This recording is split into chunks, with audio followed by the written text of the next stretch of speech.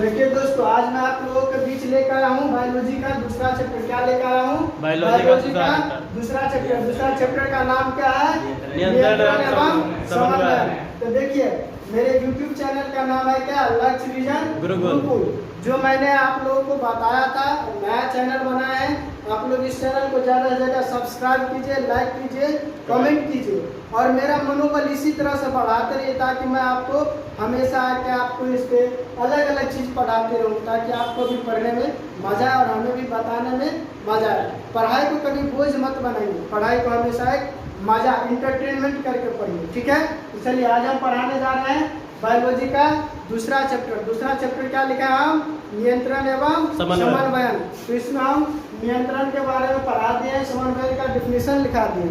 यहाँ से हम आपको मेन यहाँ से पढ़ाने जा रहे हैं जो आपको बोर्ड के एग्जाम से, बोर्ड की तरफ से व्यू है, यानी कि इम्पोर्टेंट चीज़ है। इसका हम इंट्रो पढ़ा चुके हैं। तो देखिए, इसमें क्या पढ़ाना है? तंत्रिका कोशिका या न्यूरॉन के बारे में। तंत्रिका कोशिका क्या होता है, न्यूरॉन क्या होता है, दोनों सेम चीज़ है, तंत्रिका कोशिका या न्यूरॉन। तो देखिए, हम तंत्रिका कोशिका के बारे में लिखाए हैं तंत्रिका उत्तक।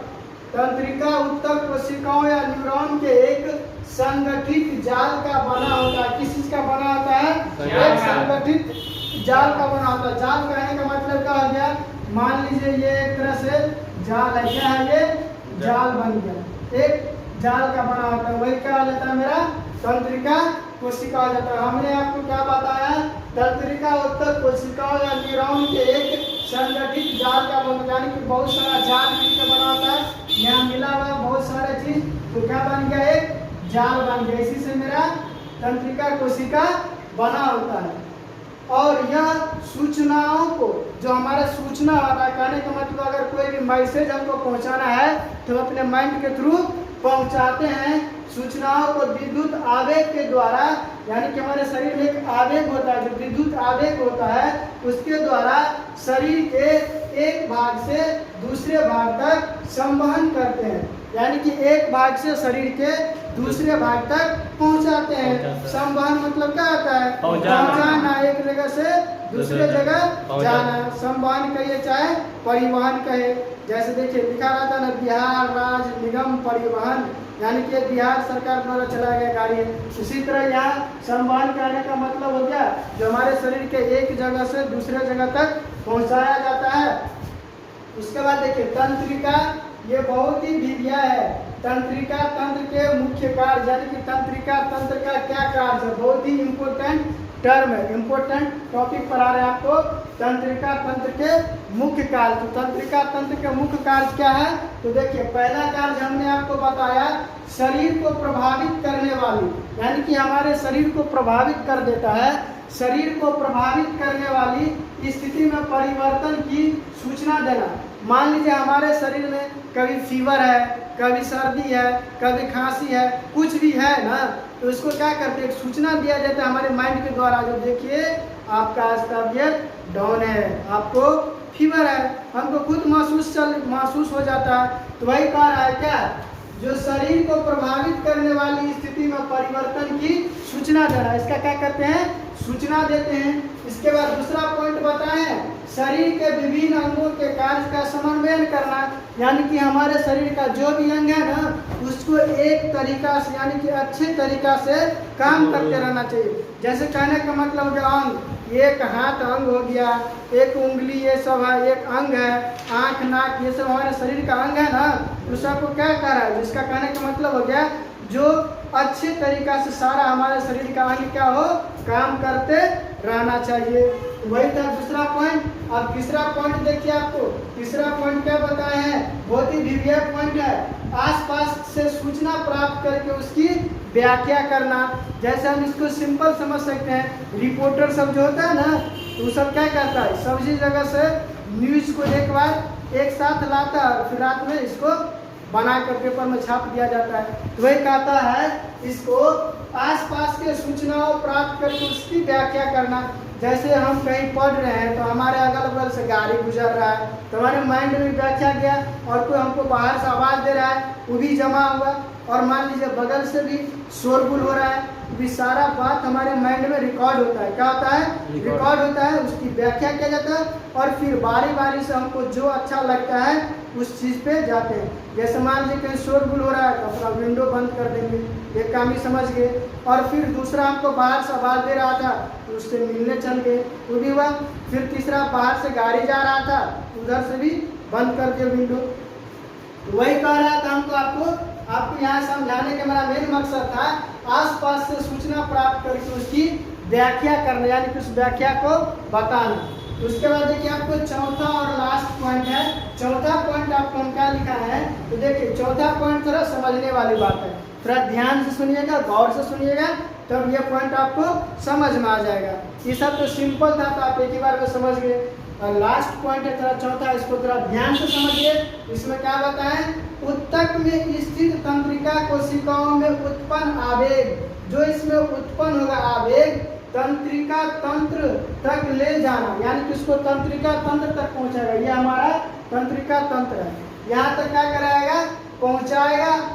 तंत्रिका तंत्र तक ले जाना और तंत्रिका तंत्र से अंगों के लिए आदेश लाना। जैसे कहने का मतलब हो गया, अगर हम कोई काम करते हैं, मान लीजिए अगर हम किसी बच्चा को बोले बाबू एक गिलास पानी लेकर आओ, ठीक है, ये पानी लेकर आया, फिर पूछेगा सर और अगला आदेश कुछ है? तो हम कहेंगे नहीं बाबू और अगला आदेश कुछ नहीं है, आप पानी पिला दो वही बहुत है। अगर किसी को मन होगा नाश्ता खाने का तो बोलेगा ठीक है बाबू नाश्ता लेकर आओ। तो वही कह रहा है यहाँ आपको, क्या कर रहा है? जो तंत्रिका तंत्र तक ले जाना और तंत्रिका तंत्र से अंगों के लिए आदेश लाना, यानी कि और हमारा शरीर क्या काम करेगा, हम अपने शरीर से क्या काम करवाना चाहते हैं। कभी लिखने का मन नहीं करता तो हमारा तंत्रिका तंत्र काम नहीं करता है, कम करता है, वही मन नहीं करता है। वही दिया है आपके बाद आगे अगला। अब हम तीसरा टॉपिक पढ़ाए। तीसरा पॉइंट आपको क्या पढ़ाए हैं? प्रतिवर्ती क्रिया। 2 मार्क का पूछता, प्रतिवर्ती क्रिया क्या होता है? तो देखिए प्रतिवर्ती क्रिया क्या होता है, तो देखिए प्रतिवर्ती क्रिया किसी उद्दीपन के प्रति, यानी कि जहाँ से उत्पन्न होता है, उद्दीपन का सिंपल भाषा समझ लीजिए, उत्पन्न होना, किसी उद्दीपन के प्रति मस्तिष्क के हस्तक्षेप के बिना अचानक, अगर मान लीजिए मेरा हाथ काम नहीं कर रहा है, हस्तक्षेप, मान लीजिए अगर मेरा माइंड को जब तक हम सूचना नहीं देंगे, माइंड को स्थिर में रखेंगे, तब तक कोई काम करेगा नहीं करेगा। हस्तक्षेप मतलब हो गया दखल अंदाजी करना। वही कह रहा है मस्तिष्क के हस्तक्षेप के बिना अचानक अनुक्रिया, हम इसके अलावा कोई काम नहीं कर सकते। जब तक मस्तिष्क मेरा साथ नहीं देगा तब तक हम कोई काम नहीं कर सकते हैं। अनुक्रिया प्रतिवर्ती क्रिया कहलाती है। क्या कहलाएगी? प्रतिवर्ती क्रिया कहलाएगी। इसका सिंपल परिभाषा है, जहाँ से कोई भी चीज मान लीजिए हमको माइंड में उत्पन्न हुआ, वो काम करना है तो क्या करेंगे? उस काम को क्या करेंगे? इसके लिए हमको माइंड को सूचना देना होगा, नहीं ये काम करना है, उसके बिना कोई काम नहीं होगा। उसके बाद फिर दिए हैं इसका उदाहरण बताएं, तो इसका उदाहरण देखिए। इसका उदाहरण हम क्या बताएं? मोमबत्ती लौ से हाथ छू जाने से, मान लीजिए यहाँ हमने एक मोमबत्ती जलाया, क्या जलाया? एक मोमबत्ती जलाया और यहाँ मेरा हाथ छू गया, तुरंत हम हटा दिए। क्या कि यहाँ मेरा हाथ छू गया, तुरंत इसको यहाँ छुआ, तुरंत इसको हटा दी। तो वही कह रहा है मोमबत्ती की लौ से हाथ छू जाने से तुरंत हाथ हटा लेना। जैसे देखिए हम यहाँ हाथ दिए, मोमबत्ती जल रहा है, तुरंत हटा दिए, तो वही हटा लेना प्रतिवर्ती क्रिया पर। और क्या करता है? वही प्रतिवर्ती क्रिया पर मेरु रज्जु का नियंत्रण होता है। वहाँ क्या होता है? मेरा मेरु रज्जु का नियंत्रण होता है, यानी कि मेरा माइंड का नियंत्रण रहता है। जो नहीं यहाँ आग है, यहाँ हाथ देगा तो जल जाएगा, जैसे यहाँ दिए तुरंत कहता हटा लो, तो मेरा माइंड इस पे काम करता है, इसको हटा लेते हैं। तो वही क्या कहलाता है? प्रतिवर्ती क्रिया पर मेरु रज्जु का नियंत्रण होता है। कि हम आपको एग्जाम्पल के द्वारा समझाएं प्रतिवर्ती क्रिया। अगर आप एग्जाम्पल से भी नहीं समझे तो हम आपको डायग्राम बताएं। देखिए ये जो डायग्राम देख रहे हैं आप, ये तो जाल का डायग्राम था, ये तो आप समझ गए होंगे। अब इसके बाद अगला देखिए, अगला हम आपको किसका डायग्राम बताएं? ये डायग्राम बताएं प्रतिवर्ती क्रिया का, कैसे कैसे प्रतिवर्ती क्रिया होगा। जैसा मैं यहाँ मोमबत्ती बनाया तो मेरा यहाँ से उष्मा निकला मोमबत्ती से, ठीक है, उष्मा निकलने के बाद फिर यहाँ ग्राही मेरा त्वचा जाके सट गया यहाँ, फिर इसको हटा दिए, फिर संवेदी तंत्रिका कैसे, तो मेरा ब्रेन इसको मैसेज दिया जे भाई तुम्हारा हाथ जो है इसको हटाओ, तो हमने हटा लिया।